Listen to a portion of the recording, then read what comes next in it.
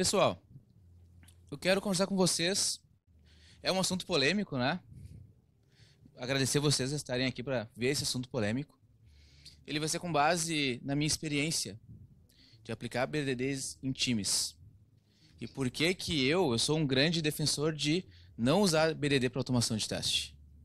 Falam, Elias, eu quero usar BDD para automação de teste. Eu falo, não conversa comigo. Eu não sou a melhor pessoa porque eu não gosto disso. E eu falo abertamente, tá, gente, eu não gosto. E eu vou mostrar para vocês por que BDD não é automação de testes. Que é uma coisa muito comum a galera associar o BDD à automação de testes. Tá? Só não vou dar mais spoilers, mas creio que vocês vão entender minha linha de raciocínio. Vocês não precisam concordar com tudo exatamente como eu vou falar, tá? Mas eu gostaria até de feedback depois do como vocês entenderam e como é que foi, beleza? Meu nome é Elias Nogueira, eu ajudo empresas, né, pessoas, indivíduos a melhorar a qualidade de software.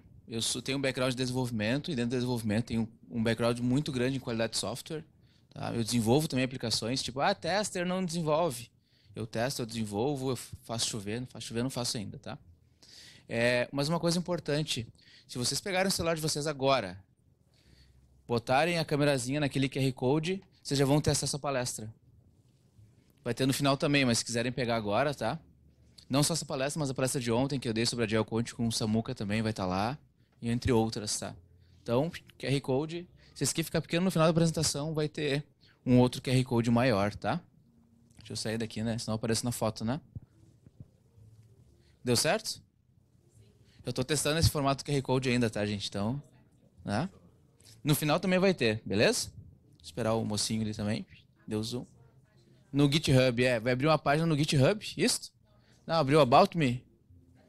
Então tá, depois no final tem a da palestra também. Viu? Testei e deu errado, né? Pessoal, bug em produção, né? Qual é a inspiração dessa palestra? Tem um cara chamado John Ferguson Smart, que ele é o autor de um livro chamado BDD in Action, BDD in Action. O cara é muito bom nisso, o cara tem uma ferramenta chamada Thucydides, agora uma ferramenta chamada Serenity BDD, Serenity BDD.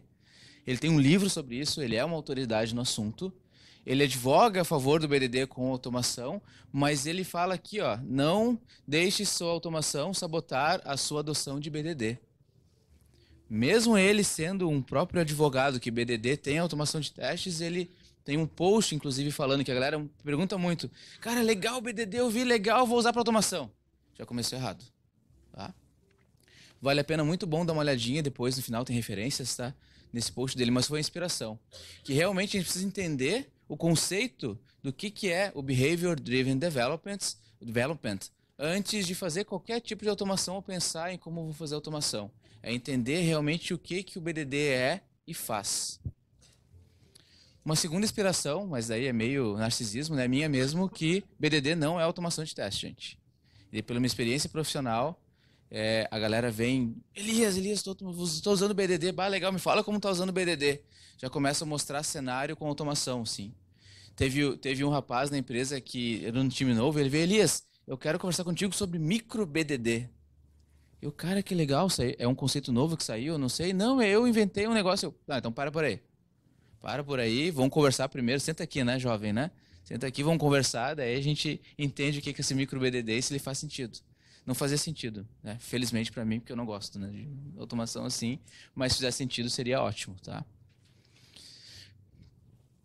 Primeiro eu vou mostrar para vocês as maneiras erradas de se fazerem isso, depois qual é a maneira certa, ok? Então essas erradas, assim, ó, jurem para mim que não vão fazer, tá? Ou se vocês fazem, pensem um pouquinho, uma visão crítica, se isso está fazendo efeito ou não para vocês. Primeira coisa que todo mundo faz quando quer usar BDD é, vou usar o Cucumber. Certo? Alguém não sabe o que é Cucumber aqui? Não? Beleza. Cara, vou usar BDD, vou usar o Cucumber. Daí chegam para mim, Elias, o que é melhor? Cucumber, SpecFlow, vou usar numa ferramenta, de repente vou usar no Ruby alguma coisa, o RSpec. Qual a melhor ferramenta para usar BDD? Falo, cara, já começou errado. BDD não tem ferramenta. Tá? Então, pegar e instalar o Cucumber para escrever as features, né, que a gente chama genericamente de feature files, né, para escrever as features para usar o BDD, já é a pior coisa.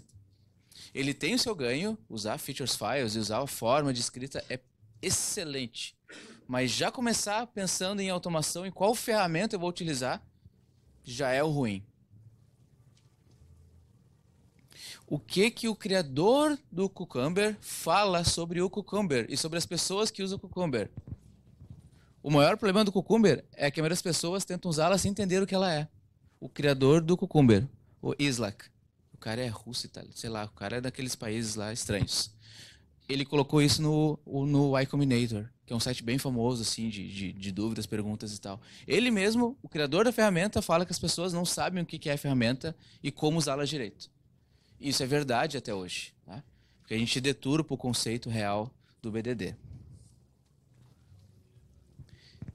Escrever features, files, né, features muito técnicas, é o segundo problema nosso. Beleza, a gente quer escrever feature, quer usar o Cucumber. Beleza, pode usar, claro, ótimo. Mas eu vou escrever features dessa forma. Eu vou mostrar depois porque esse formato não é legal, tá? Para vocês entenderem. Tem uma funcionalidade de compra de produtos. Cenário: compra de um produto com frete grátis em região específica. Dado que eu sou um cliente da região sul, quando eu clico no menu Eletrônicos, e eu clico no item TVs 49 no canto esquerdo da tela, e eu clico na TV LG Smart 49, e eu preencho o CEP com tal CEP, e eu clico no botão Calcular Frete, então eu vejo a mensagem frete grátis abaixo do botão. Cara, dá para entender perfeito isso aqui, não dá? Vocês conseguem entender o problema disso? A gente chama de implementação sobre o que ele tem que ser o comportamento.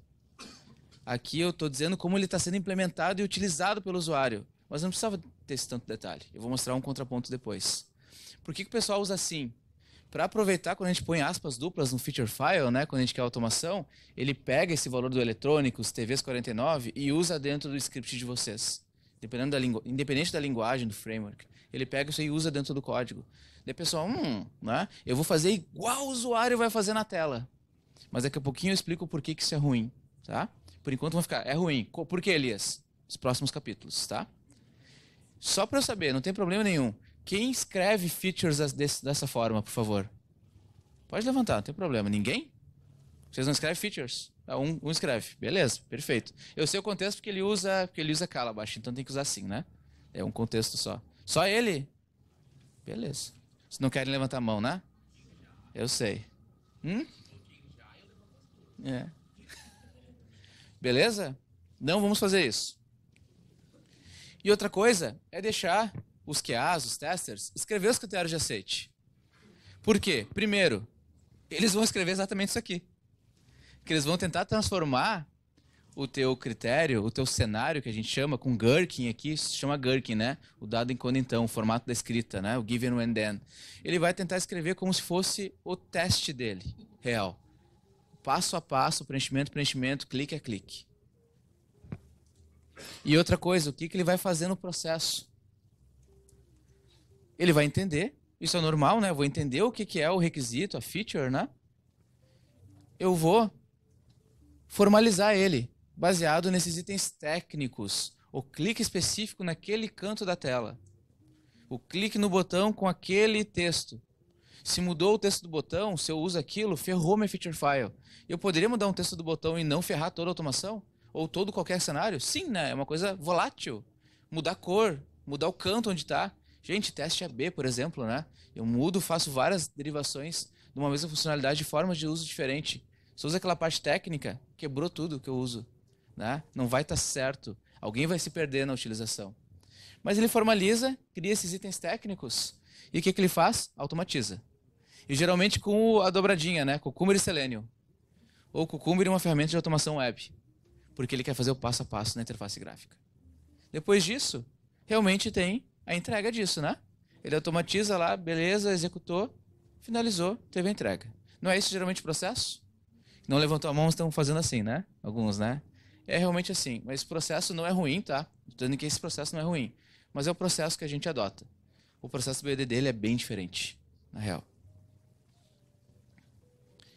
Vocês fazem isso que eu mostrei? Esses dois pontos têm outros enormes pontos, muito mais pontos de maneira errada. Mas esses 2, 3 que eu mostrei, vocês fazem isso? Sim? Sim, a gente faz, né? Tá? E como é que a gente, a princípio, vai... O que eu vou mostrar para vocês como seria uma maneira interessante. Não vou dizer a certa, tá? Ali vai estar certo, mas uma maneira interessante de aplicar realmente o BDD. Tá? O que é BDD? Primeira coisa que a gente tem que pautar para todo mundo, tá? Todo mundo a princípio sabe o que é BDD, certo? Mas eu vou passar a definição igual para todo mundo estar na mesma página.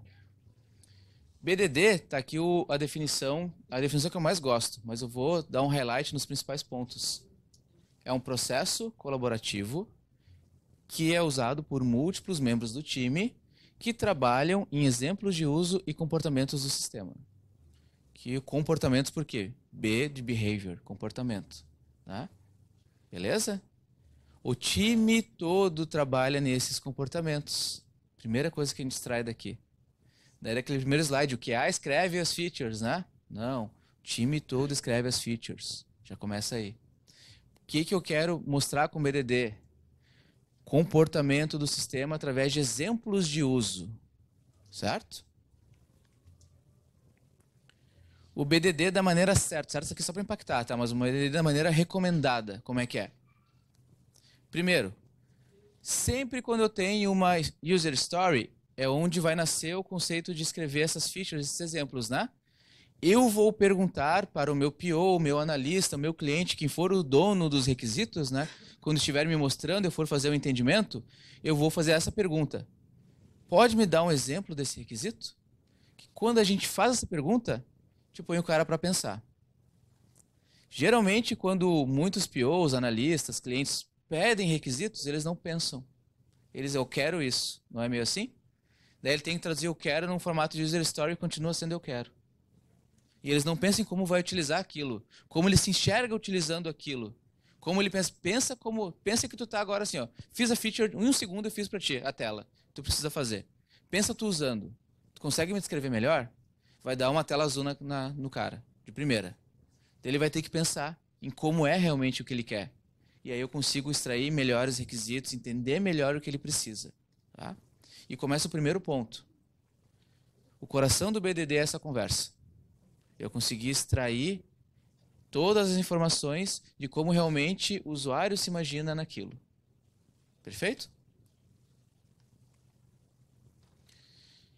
Com o processo de BDD, então, eu tenho a fase que a gente chama de descoberta.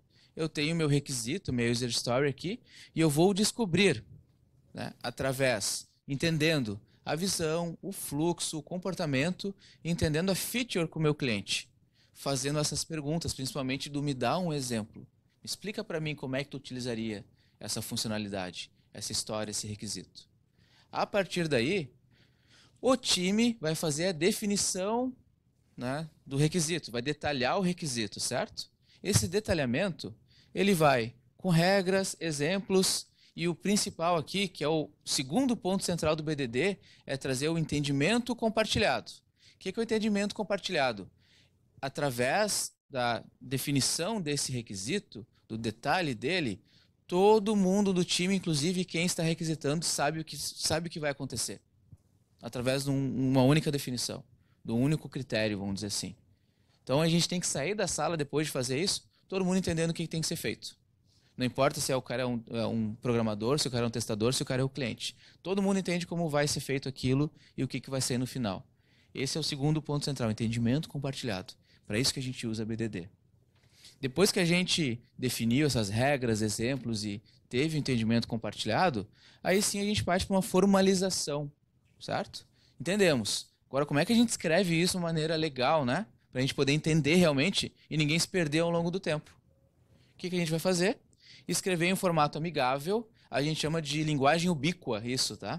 Escrever no formatinho mais condizente possível. E existem técnicas diferentes para isso, mas no final eu explico para vocês.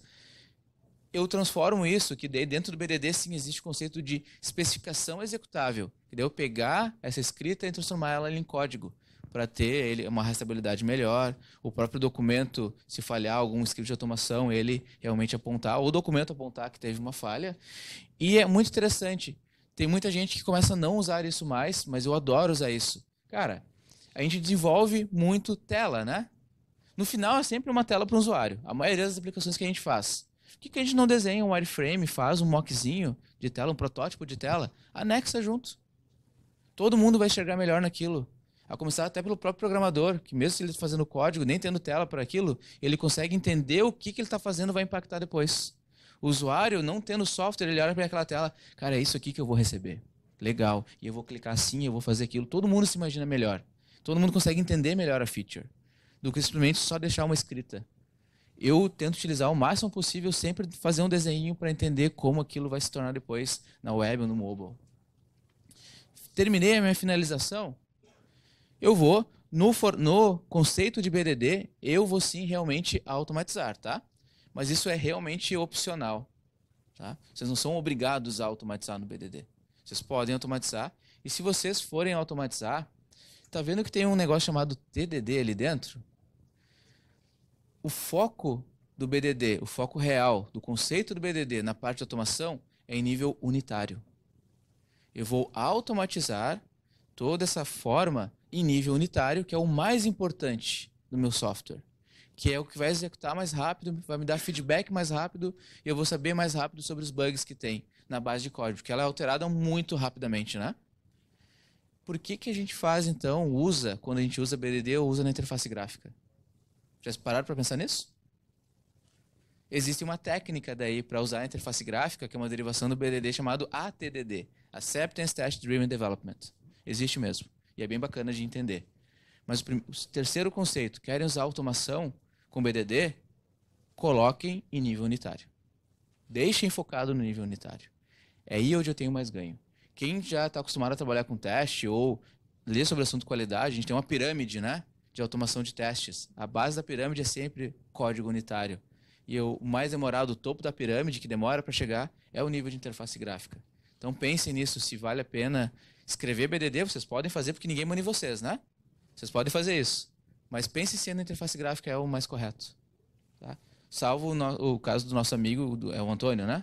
Porque daí ele usa uma ferramenta que é na interface gráfica, então tem uma amarração feita, tá? A partir que eu automatizei e daí executo isso, aí eu tenho entrega. E daí realmente eu tenho feedback, visibilidade e uma entrega de valor. Porque eu estou focando automação, estou focando qualidade de software em nível unitário. Então qualquer alteração que eu faça, que dê um errinho simples que seja, eu sei muito rapidamente. E não vou entregar aquilo até que aquilo esteja correto, dentro de tudo que a gente estabeleceu de cenários e exemplos. Aí eu realmente faço uma entrega de valor em termos de qualidade e faço uma entrega de valor porque eu entendi, tive um entendimento compartilhado. E pedi lá, ou me dá um exemplo, meu PO, de como isso vai funcionar, eu tenho um exemplo real do cenário. Então eu consigo realmente entregar o que ele precisa e não o que ele quer sem imaginar como ele usaria, se aquilo faria sentido ou não para ele. Faz sentido isso para você, gente? Esse é o fluxo resumido de BDD, tá? Tem um fluxo mais estendido de BDD. Eu recomendo fortemente vocês, quando vocês quiserem, a ler esse livro do BDD in Action. Os 2 primeiros capítulos são bem teóricos, depois começa a parte técnica de automação. Então, praticamente, os 2 primeiros capítulos já servem, tá? Sempre esqueço do finalzinho ali. Daí eu retroalimento.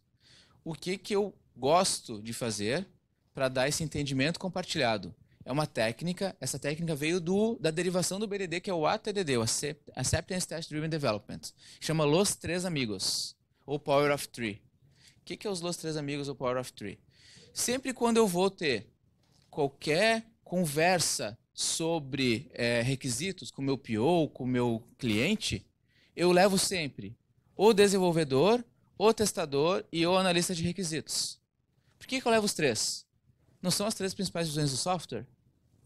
São, né? Cada um pensa de uma forma diferente, né? Não porque são pessoas diferentes, mas cada um tem um papel diferente. Eles vão pensar naquele papel, né? O testador vai pensar como aquilo vai influenciar ou vai dar erro, vai dar bug, né? O desenvolvedor já está pensando em como ele vai desenvolver aquilo em termos de código.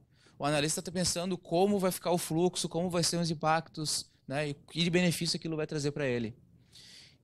E a gente utiliza essa técnica, pelo menos lá onde eu trabalho a gente utiliza, sempre nos refinamentos e nos planejamentos. Planejamento sim, é todo o time, né?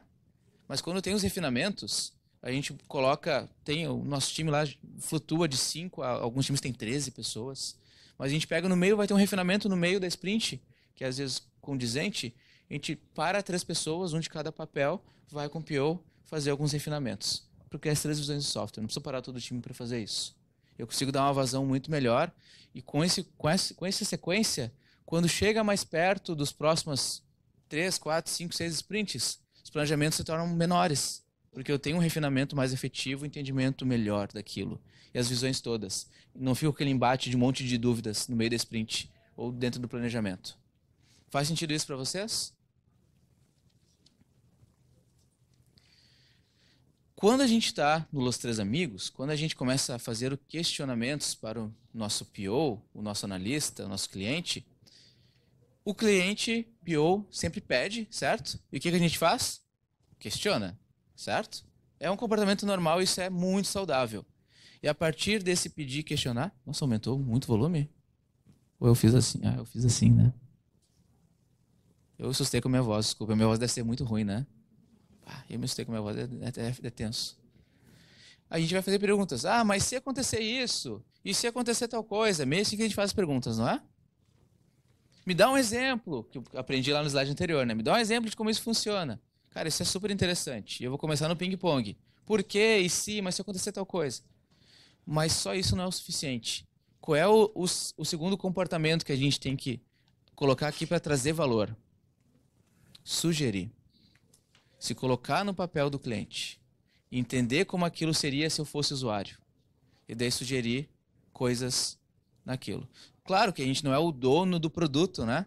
Mas se a gente se colocar no papel de eu sou o cliente agora, como eu vou pensar, como eu vou agir? Ou se colocar no papel de uma persona se existir. E eu começo a como nós podemos. Eu começo a ter um mindset de querer melhorar. E não querer degradar, mas o degradar, o questionar é interessante, tá? Tem que ter um momento para isso. E volta às mesmas réguas de IC, de perguntas e por que IC. Mas aqui o ponto é adicionar e se sugerir. Se colocar no papel do cliente, entender o que o PO quer e sugerir, né, utilizações, melhorias. Ok? Como eu posso utilizar, ao invés de ficar algo sempre nesse triângulo, que é interessante, como é que eu posso melhorar? Eu quero mostrar uma técnica para vocês. Quero que vocês saiam aqui com subsídios para poder aplicar já no dia a dia. E eu uso, em alguns times, tá? Não em todos, uma técnica chamada Example Mapping. Alguém já conhece essa técnica aqui? Não? Beleza. Eu ia levantar a mão, mas era óculos, né? Deu uma ajeitadinha no óculos. Pegadinha do malandro, né? Quando a gente está com um PO, a gente tem essa rodada de ficar perguntando, né? E a gente aprende nos três amigos que é legal ter o dev, o QA e o analista, certo? Mas como é que a gente faz para não ficar se batendo? Se batendo é todo mundo com a mesma dúvida, se batendo e perguntando a mesma coisa pro PO, né? Isso não acontece no time de vocês, né? Fica perguntando a mesma coisa, né? Duplicado e fica tipo meia hora falando sobre a mesma coisa. E não sai do lugar. E o tempo da play não tá passando. E a gente está no mesmo requisito. Tem um exemplo muito simples, gente. Tudo começa com uma user story, certo? Nessa user story, o PO geralmente escreve suas user stories, ele explica a necessidade e ajuda o time a entender essa necessidade, correto? Ele vai pegar essa aqui é a user story, como, lá, e explica, não só o que está escrito, mas ele vai explicar de uma maneira mais estendida, né? Daí eu vou perguntar, tá, já dá o exemplo, já vai falando assim no discurso, PO. Ele vai explicar para nós. A gente, legal, estamos entendendo, certo? Só que nesse entendimento, o que a gente vai ter? Nós vamos ter dúvidas, perguntas, certo? E aqui a gente vai fazer de forma bem visual, como eu estou mostrando. A gente vai usar uma mesa, o PO vai pegar o card da user story, vai jogar na mesa, vai falar para vocês, vocês vão ter as dúvidas, certo? Vocês não vão perguntar.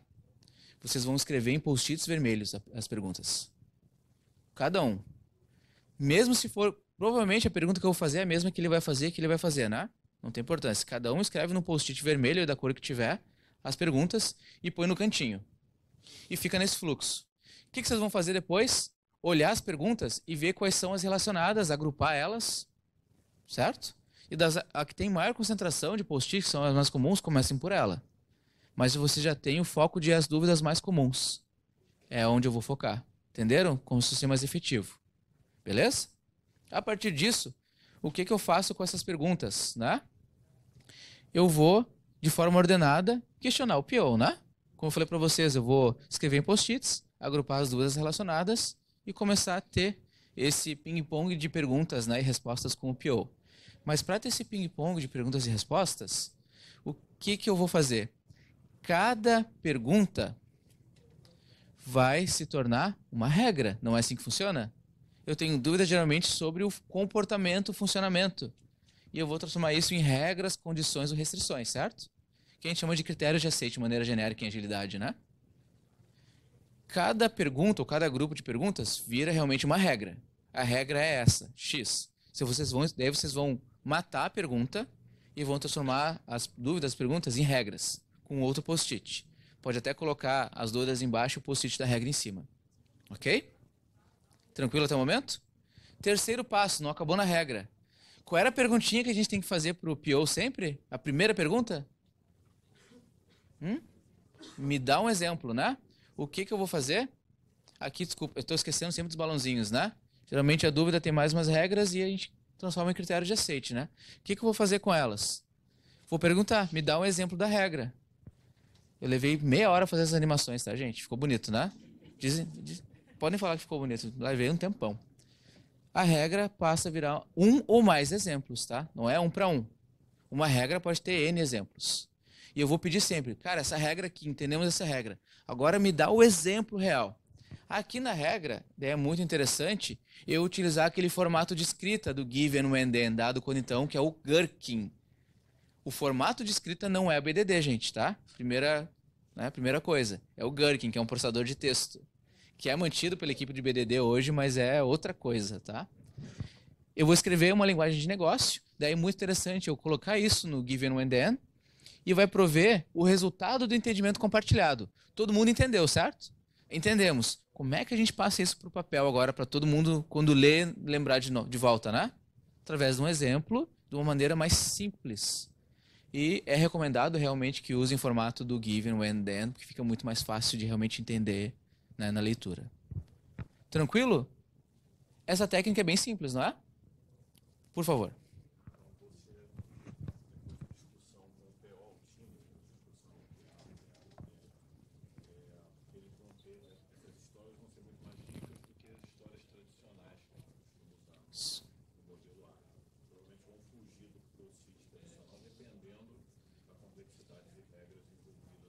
Perfeito. Nosso amigo perguntou que geralmente daí a user story ela vai ser um pouquinho diferente, às vezes, do formato padrão que a gente escreve a história, né? Sim, pode ser. Eu gosto de manter o formato da história no formatinho dos 3Cs, né? Para manter cartão, conversa, confirmação e ter o formatinho padrão de escrita de histórias. Mas aí a gente pode ficar recheando com mais itens, que é exatamente isso, né? Eu estou tendo mais documentos a princípio, né? Para descrever melhor. O que a gente faz disso? Essa parte de regra a gente mata elas. Elas estão aqui só como suporte, né? O que vai existir é só o user story e o exemplo. Que vai ser o critério de aceitação, exatamente. Talvez a regra está no meio. E daí a regra vai ser traduzida no exemplo, no critério de aceite. Dessa regra pode ser um critério, 2, 3, 4, N critérios. Ótimo. Obrigado pela pergunta. Alguma dúvida aqui, gente? Na técnica?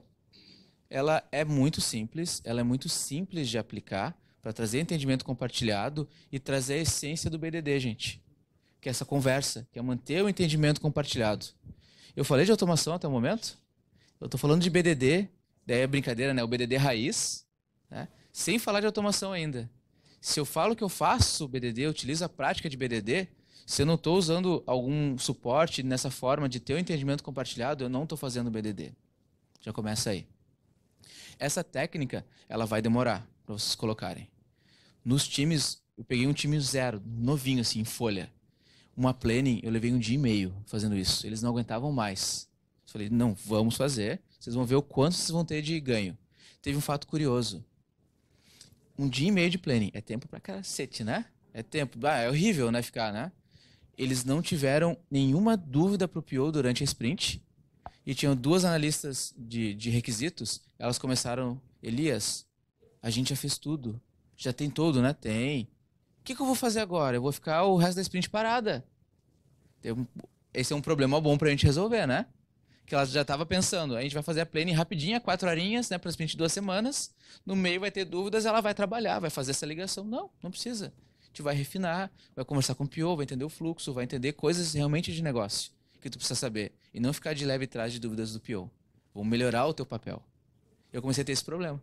E teve um segundo problema bem interessante. Como era um time tradicional, a gente transformou, entre aspas, em time ágil, começou a aplicar o mindset ágil, uma das analistas não se adaptou. E ela pediu para sair do time. Falou, Elias, eu não consigo trabalhar nesse formato. Eu quero sentar e ficar 3, 4 semanas, um mês escrevendo requisitos. Não, mas aqui tu não vai conseguir fazer isso. Ah, então não quero. Não, foi super de boa, foi ótimo. Mostrou uma maturidade muito grande da pessoa, né? E ela não se encaixou naquele ponto. Então, beleza, a gente vai arrumar um time mais tradicional para ti. E ela tá super feliz hoje trabalhando num time mais tradicional. Tu vê que traz coisas boas, né? Na verdade, tudo isso foram coisas boas pra gente, pra ela, por exemplo, pro time como um todo. Mostra problemas que são legais de resolver, né? Que ajudam o time a crescer. Exemplo clássico daí. O exemplo não vai estar nos formatinhos, tá, gente? É só para vocês entenderem daí um conceito geral, sem só ficar olhando escrito regras, exemplos. Eu tenho uma user story, um requisito que é permitir frete grátis em uma compra, tá? No meu e-commerce, tranquilo? E geralmente o PO de vocês já vem com alguns requisitos, né? Para falar. Já vem com alguns prontos, né? Algumas regras prontas. E uma regra daqui é frete grátis para o Sul, que eu sou do Sul, né? Com compras acima de R$100, certo? Tranquilo, né? Eu posso já, o time já pode ver uma pergunta, né? Como eu identifico a região da compra? PO, né? Como é que eu vou saber que a pessoa realmente é do Sul? Pô, pergunta pertinente, correto? Pergunta boa de se fazer. Daí o meu PO, ele vai virar, né? Ele explica que, após digitar o CEP, devemos identificar a região do usuário. Ele vai falar assim, na verdade, não vai falar isso, né? Ele vai falar, cara, vai pelo CEP, né? O CEP que tem lá, vai botar o CEP, vai ver se é da região sul. Ah, beleza, me dá um exemplo como é que ele vai utilizar. Aí eu vou lá, vou digitar o CEP, se o CEP for da região sul, vai mostrar a mensagem. Eu crio já o critério, certo? O exemplo um pouco mais estendido da regra, certo? Eu posso ter uma outra regra depois, uma outra dúvida, na verdade, né? Como o cliente será informado? Beleza, eu sei que ele vai frete de graça, mas como é que ele vai saber? Tem que ser informado, né? Senão ele acha que vai ter que pagar, né? O frete a mais. Daí o PO pode vir com uma regra a mais. Vai exibir uma mensagem. É a regra, é uma regra mesmo. Tá, me dá um exemplo de como essa mensagem vai ser exibida, né? Daí ele pode falar para mim, por exemplo, a pergunta virou o exemplo. Mensagem de frete grátis vai aparecer abaixo do campo CEP. É um exemplo condizente, é isso, né? Vai aparecer abaixo do campo CEP. Então, se assim, frete grátis, beleza. Entenderam esse conceito, gente? Fica muito mais simples. Ele, como eu falei para vocês, fica demorado um pouquinho, fica um burocrático um pouquinho pela questão do post-it aqui e ali, fica. Mas depois de algumas rodadas, vocês vão fazer isso sem precisar colocar o post-it em tudo. Vai ficar natural. A gente vai estar condicionado a trabalhar dessa forma e vai ser muito mais efetiva. Mas já é um start. Tranquilos?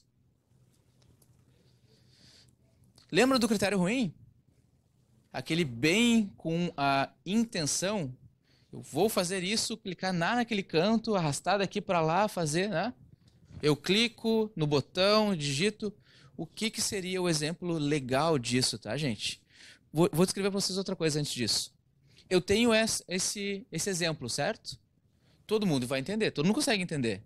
Mas se o programador pega esse exemplo para programar o back-end, o código que não existe, isso aqui vai servir para ele? Não, né? Porque não vai ter nada para clicar ainda, né? Ele vai fazer código, não vai ter nem interface primeiro, né? Ele vai fazer o back-end, que a gente chama, né? Para depois fazer o front e fazer a ligação, né? Só que não vai servir para ele. O que seria melhor? Que a gente chama de intenção sobre a implementação, esquema de implementação. Eu quero mostrar a intenção de uso. Olha só como que fica. Dado que eu sou um cliente, quando eu comprar um produto de qualquer categoria e o valor total da compra for igual ou maior a R$100 e meu CEP pertencer à região sul, então eu vejo frete grátis. Dá para entender o que vai ser feito? Oi? Pode ser o vejo, né? O frete... Boa, obrigado. Eu vou alterar depois. Ótimo. Então, o frete será grátis. Então, o vejo, né? O vejo fica na interface gráfica ainda, né? Boa, viu? Boa. Burro eu, né? Quero mostrar para vocês para não usar tela e tem tela, né? Não fica melhor tirando o vejo? Agora vamos pensar que a gente não tem o vejo ali, né? Não fica melhor?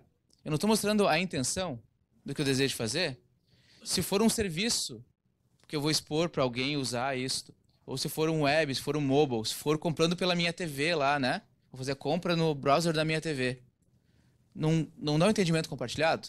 Em vez de saber o passo a passo? Ah, Elias, mas talvez faça uma coisa. Quais são os CEPs da região sul? Cara, coloca um comentário. A gente pode colocar um comentário, né? Coloca um comentário. As faixas de CEPs dos estados pertencentes à região sul. Para não errar daí, né? Ou para fazer o teste negativo, né? O caminho, né? Crítico, né? Eu vou colocar um CEP que não seja da região sul, uma compra acima de R$ 100 e quero ver o que acontece. Que é um outro cenário daí, né? Vou duplicar, ter um outro cenário diferente. No... Perfeito. Eu posso colocar um comentáriozinho simples, né?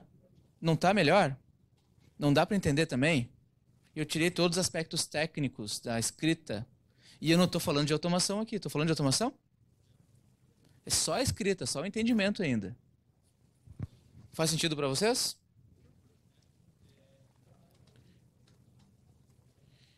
O processo, para a gente rever ele todo, ele começa por uma descoberta. Lá do PO mostrando os requisitos, mostrando a user story, e a gente entendendo e fazendo perguntas, dúvidas, talvez aplicando aquela técnica de example mapping, né, de mapeamento de exemplo, certo? Depois dessa descoberta, é um funil. Eu passo por uma definição. O que é regra, o que é exemplo, me dá um exemplo, deixa eu escrever esse exemplo. Depois dessa definição, eu tenho a formalização. Eu escrevo na linguagem certinha, ubíqua, ou usando o given and then do Gherkin, para ter o real entendimento compartilhado. Para quando eu consultar aquele cenário depois, eu lembrar do que são as coisas. E aí, por último, se você quiser, você passa para a automação, mas a automação disso vai ser um funil, vai ser menor ainda do que eu tenho a formalização. Tá? Notem que a automação está no final do processo do BDD, certo? Ela não está assim, comecei BDD automação.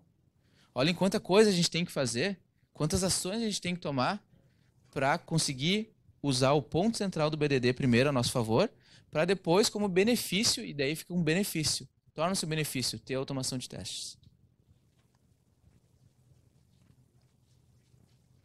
O que eu quero dizer com tudo isso? Que a utilização do BDD é mais um mindset do que a mecânica, certo?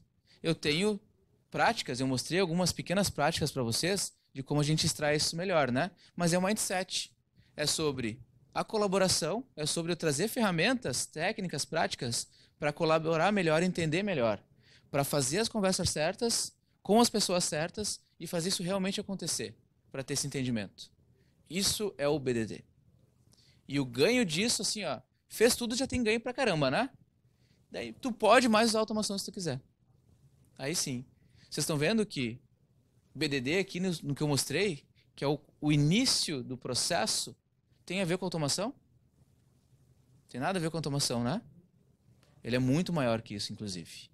Por isso que o BDD é muito interessante, ele tem extremo potencial. Porque ele é muito bom em dar o entendimento compartilhado.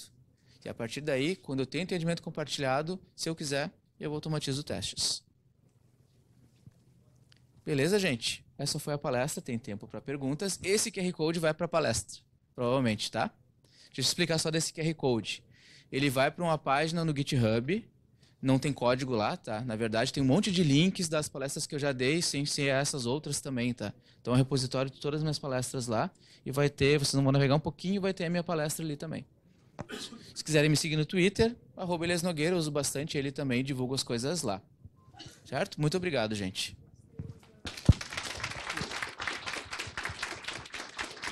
Quem quiser adicionar o LinkedIn também, pode adicionar o LinkedIn, Elias Nogueira. Lá eu trabalho no Sicredi, no Rio Grande do Sul, temos vagas para Scrum Master Agile Coach também, tá? Podem mandar currículos para mim. E se vocês tiverem dúvidas, gente, por favor, temos um tempinho.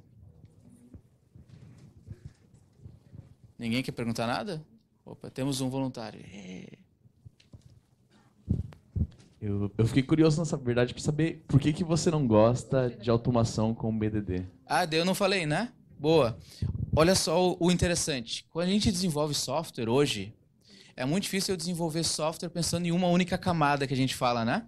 Só em código. A não ser que eu trabalhe, sei lá, na Embraer. Mesmo na Embraer, se eu fizer um hardware com software para fazer um controlador, ele vai se conectar um front lá para o piloto, né? Mas eu vou fazer geralmente lá o back-end e vai ter um front-end para aquilo, né? Eu vou escrever um cenário. Não aquele eu vou escrever um sobre intenção, sobre implementação, né? Mostrar aquele formatinho mais simples que dá o entendimento. e eu vou automatizar ele em nível unitário. Beleza, agora eu quero automatizar o mesmo, ligar o feature file, que é o legal, né? Se falhou uma automação, ele mostra no documento mesmo que está lá, se a linha falhou. Eu quero usar a interface gráfica. Eu não consigo. Eu não consigo usar um cenário só para N camadas. Eu vou ter que duplicar o cenário, ou ter que fazer gambiarra dentro de código. E daí eu começo a colocar muito trabalho sobre a automação do BDD, aí que o pessoal larga o BDD, sem entender o que o BDD realmente é. Eu não gosto de usar esse tipo de automação.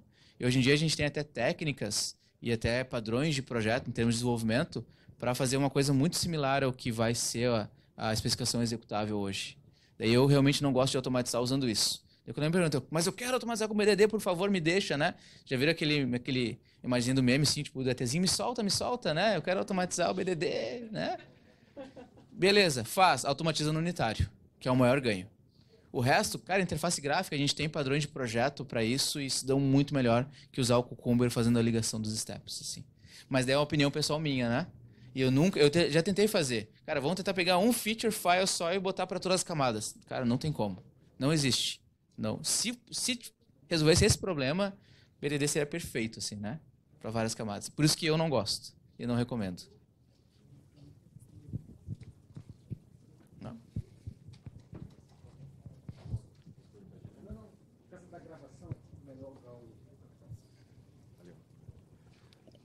Elias, uma pergunta mais o seu ponto de vista, tá? Em relação, de repente, a algumas empresas, né, optarem por utilizar o BDD já para automação do teste, será que isso não se justifica um pouco mais por questões de gestão, tempo, custo, alguma coisa nesse sentido?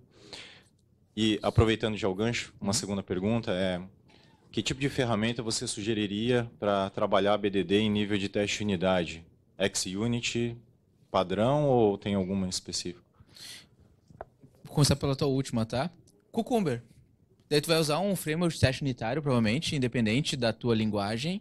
Se for Java, vai ser Cucumber, provavelmente.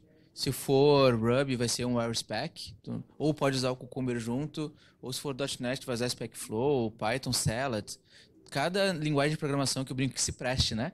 Cada linguagem de programação boa tem um frameworkzinho BDD também associado. Mas tu vai sempre ter o framework de teste unitário da linguagem que tu vai utilizar e mais o framework do BDD, entre aspas, do Gherkin, né? Que vai traduzir o feature file, o dado quando então, nessa ligação com o código. Tá? Mas ele fornece algum suporte, por exemplo, a mock, alguma coisa assim? Não, daí tu vai ter que ter ferramentas, né? Usar mais uma ferramenta, por exemplo, se quiser mocar algum canto, mais uma ferramenta junto integrada. Tá? Vai ter que fazer, daí o que a gente brinca, que parece fácil, mas não é, uma arquitetura de testes. Que às vezes ela não é tão difícil quanto uma arquitetura de software padrão, mas ela dá um trabalho também, e dá um trabalho para pensar e planejar ela, né?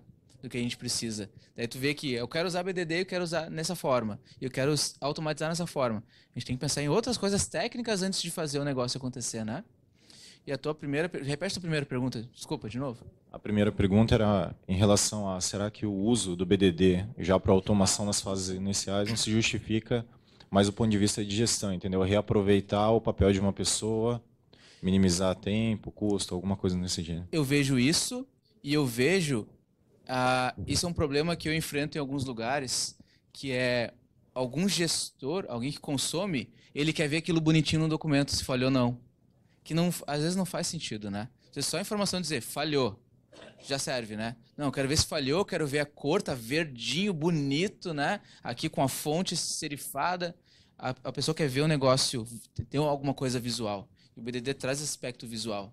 Daí a galera gosta de usar BDD, pelo aspecto visual, 2, realmente, cara, eu tenho poucas pessoas no time às vezes. Daí talvez eu pegue o tester, que é aquela má prática que eu falei, né? Pegue ele para escrever os cenários. E ele vai escrever em termos de caso de teste. E não vai dar entendimento compartilhado. Eu vou ter dúvidas naquilo. E eu vou cortar o processo. Em vez de juntar todo o pessoal e conversar, entender o que é feature, ter um entendimento compartilhado, eu transfiro o poder do entendimento compartilhado só para uma pessoa. Que tem capacidade, que o tester vai ter a visão do software completa, tem todos os seus benefícios, né? Mas vai ser uma visão só. E vai deturpar aquela visão dos três amigos, que é todas as visões do software. Para acelerar, às vezes, o processo, a galera já põe para o tester para escrever, mas depois a gente sabe quais são os malefícios disso, né? A gente tem inúmeras rodadas de dúvidas depois, perguntas. E às vezes muitos gestores não querem parar, eles já estão acostumados com o tempo daquilo, que aquilo é o processo padrão dele. Ele sabe que vai botar o tester para escrever aquilo, vai ter dúvidas, vai voltar, vai levar um tempo, mas aquilo já virou o processo padrão. E ele tem medo de mudar esse processo. E realmente, lembra que eu comecei a aplicar a técnica de Tempo Mapping 1 dia e meio de planning. Cara, é tempo pra cacete em vez de 4 horas. Quem é que vai querer fazer 1 dia e meio de planning em vez de 4 horas? Vou querer sempre o menor, né? Mas tem um ganho muito grande nisso. E outra, a gente viu no ambiente de experimentação, né? Dentro da agilidade, né? Daí já consegue trazer esse ambiente. Mas acontece muito o que tu falou, tá? Bastante. Obrigado pela pergunta. Temos mais uma? Mais uma para fechar aqui a palestra por causa do horário. Mais uma aqui. Não é muito uma pergunta, não, é mais um complemento. Claro. A gente está usando BDD há algum tempo já na nossa empresa. E eu, como desenvolvedor, eu vejo muito ganho e o reaproveitamento que a gente tem na parte do desenvolvimento, principalmente em questão... a gente trabalha com BDD, TDD e DDD, né? Então, a gente faz a implementação já direto no domínio. DDD. Então, a gente vê muito dentro daquela nomenclatura ali do given, then, when... até os verbos que são utilizados ali dentro. Na hora de programar a gente usa os mesmos verbos, então é fácil de entender. Então, por exemplo, provavelmente se você me passasse um cenário aqui dali com... ver, né? Não, então, vejo. Eu ia implementar um método veja dentro da minha classe, mas fica muito simples e aí a gente consegue ver a evolução de tal ponto até tal ponto. Então, recebendo o requisito em BDD, a gente consegue programar em TDD. A gente não usa um framework Cucumber, mas a gente implementa na mão mesmo os métodos. Dali a gente já consegue implementar a classe e ter um resultado. Então a gente usa realmente a maior parte deles para teste unitário. Para casos visuais a gente anexa mockup e faz outras coisas. A gente utiliza muito ali, como você botou aquela tabela ali, com variáveis dentro do cenário. Então a gente já consegue, dentro da automatização mesmo, já pegar as variáveis dentro do cenário e já verificar com vários casos ali. Então já serve como caso de teste também para o meu inspetor conseguir utilizar. Então ali, em vez de, por exemplo, ter ali uma tabela auxiliar, eu colocaria variáveis ali, por exemplo, o CEP, pelas variáveis, sim, e faz sentido até os retornos também serem variáveis. A gente costuma utilizar e tem no mesmo cenário eu consigo testar várias situações diferentes. Ele tem itens técnicos das ferramentas que implementam que daí dá para te fazer uma tabela de dados, um background lá e usar isso a seu favor, né? E no nosso caso, tá? a gente usa o Gira, né, para fazer a gestão do... A gestão, escrever lá. Isso, a gente usa até um plugin que formata para passar os casos e tudo mais. E os nossos testes unitários consomem o Gira, pega essas tabelas e consegue aplicar. Exatamente. É o Canoa que vocês usam, os plugins? Não, qual que a gente está usando lá? X-Ray. X-Ray, não conheço. Mas boa. Show, foi só para complementar. Não, perfeito. E ótimo, que daí tu consegue pegar e aplicar, inclusive, no que é o coração, né? Quer fazer automação, cara, é no unitário, né? É no nível unitário, que é ali que vai trazer o maior ganho, né? Em vez de botar lá na interface gráfica. Falou, não faço interface gráfica, né? Mas eu tenho muito ganho, tu mesmo deu depoimento, né? De entender o BDD, entender o comportamento e desenvolver a partir daquele comportamento, A gente tinha um grande problema, antigamente, como a gente requisitava, o requisito era muito feito pro produto final, pro front, né?